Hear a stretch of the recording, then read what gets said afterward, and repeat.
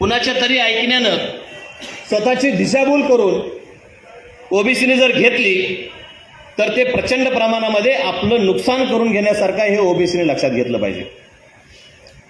फक्त मंडल आयोगाच्या बाबतीतच नाही, बाळासाहेबांनी वारंवार ओबीसीच्या बाबतीमध्ये भूमिका घेतलेली आहे.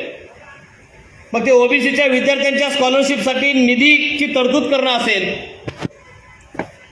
1999च्या वेळी बाळासाहेबांनी भूमिका घेतली आणि मोठ्या प्रमाणामध्ये ओबीसी स्कॉलरशिपसाठी निधी या सरकारला, महाराष्ट्र सरकारला राखीव ठेवावा लागला. अलीकडच्या काळामध्ये आझाद मैदानावरती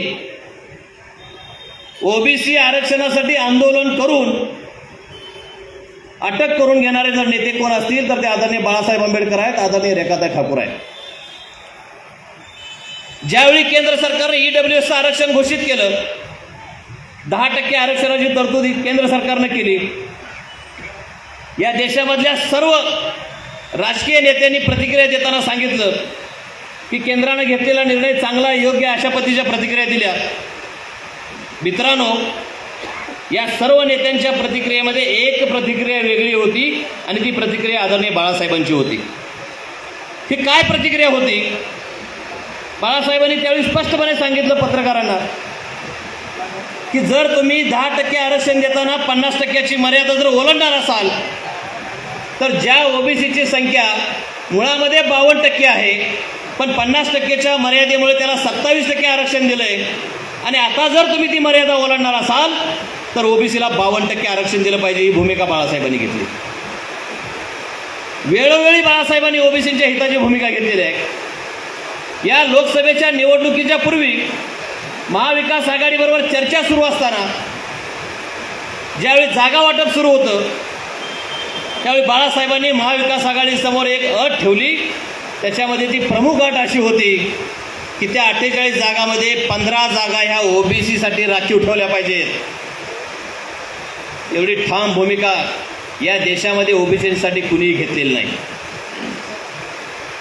आगामी विधानसभेच्या निवडणुकीमध्ये बाळासाहेबांनी संकल्प केलाय की ओबीसीचे किमान 100 आमदार आम्ही निवडून आणू.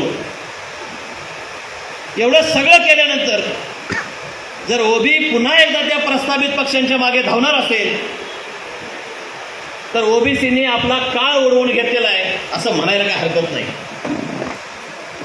जर यावेळी आम्ही शान नाही झालो तर ओबीसीच्या समोरची संकट या ठिकाणी संपणार नाही, तर ओबीसीचं आरक्षण, ओबीसीचं अस्तित्व हे पूर्णपणे संपुष्टात आल्याशिवाय राहणार नाही. म्हणून महाराष्ट्रातील तमाम ओबीसींना आमचं आव्हान आहे की आता तर तुम्ही जागं झालं पाहिजे आणि स्वतःचं आरक्षण वाचवण्यासाठी, स्वतःच्या आरक्षणाचा बचाव करण्यासाठी, महाराष्ट्रामध्ये निर्माण झालेला जातीतेढ कमी करण्यासाठी आदरणीय बाळासाहेब आंबेडकरांच्या पाठीशी आपण ठामपणे उभं राहिलं पाहिजे.